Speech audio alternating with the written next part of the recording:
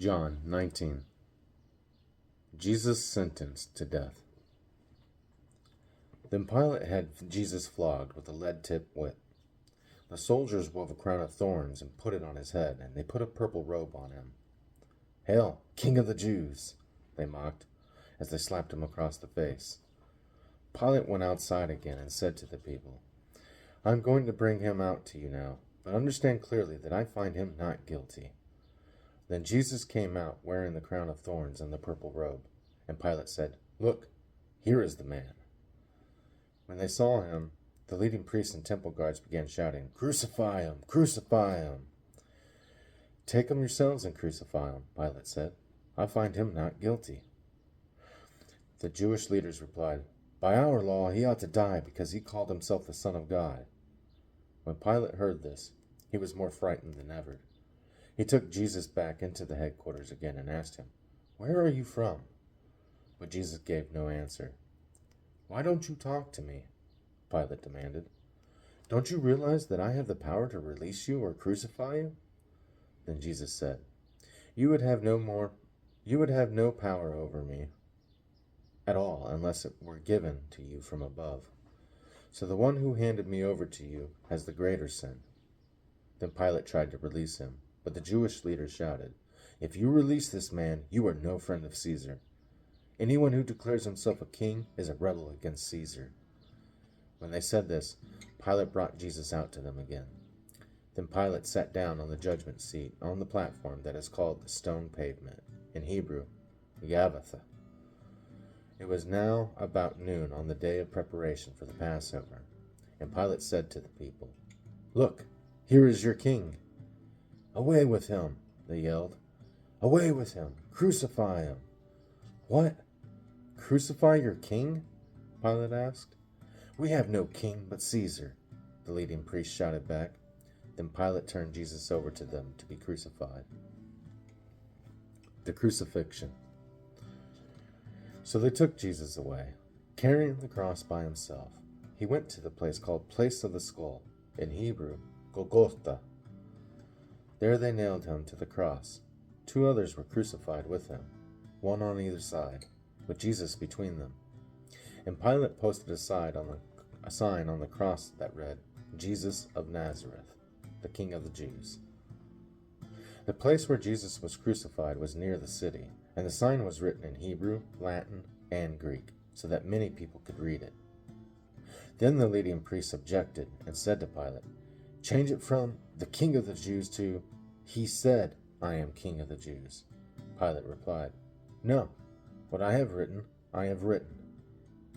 When the soldiers had crucified Jesus, they divided his clothes among the 4 of them. They also took his robe, but it was seamless, woven in one piece from top to bottom. So they said, "Rather than tearing it apart, let's throw dice for it." This fulfilled the scripture that says, "They divided my garments among themselves and threw dice for my clothing." So that is what they did. Standing near the cross were Jesus' mother and his mother's sister, Mary, the wife of Clopas, and Mary Magdalene. When Jesus saw his mother standing there beside the disciple he loved, he said to her, "Dear woman, here is your son." And he said to this disciple, "Here is your mother." And from then on, this disciple took her into his home. The death of Jesus. Jesus knew that his mission was now finished, and to fulfill scripture, he said, "I am thirsty." A jar of sour wine was sitting there, so they soaked a sponge in it, put it on a hyssop branch, and held it up to his lips. When Jesus had tasted it, he said, "It is finished." Then he bowed his head and gave up his spirit. It was the day of preparation, and the Jewish leaders didn't want the bodies hanging there the next day, which was the Sabbath, and a very special Sabbath, because it was Passover week. So they asked Pilate to hasten their deaths by ordering that their legs be broken. Then their bodies could be taken down. So the soldiers came and broke the legs of the 2 men crucified with Jesus.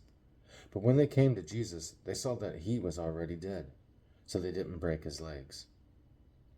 One of the soldiers, however, pierced his side with a spear, and immediately blood and water flowed out. This report is from an eyewitness giving an accurate account. He speaks the truth so that you also may continue to believe. These things happened in fulfillment of the scriptures that say, "Not one of his bones will be broken," and "They will look on the one they pierced." The burial of Jesus. Afterward, Joseph of Arimathea, who had been a secret disciple of Jesus because he feared the Jewish leaders, asked Pilate for permission to take down Jesus' body. When Pilate gave permission, Joseph came and took the body away. With him came Nicodemus, the man who had come to Jesus at night. He brought about 75 pounds of perfumed ointment made from myrrh and aloes. Following Jewish burial custom, they wrapped Jesus' body with the spices in long sheets of linen cloth. The place of crucifixion was near a garden, where there was a new tomb, never used before. And so, because it was the day of preparation for the Jewish Passover, and since the tomb was close at hand, they laid Jesus there.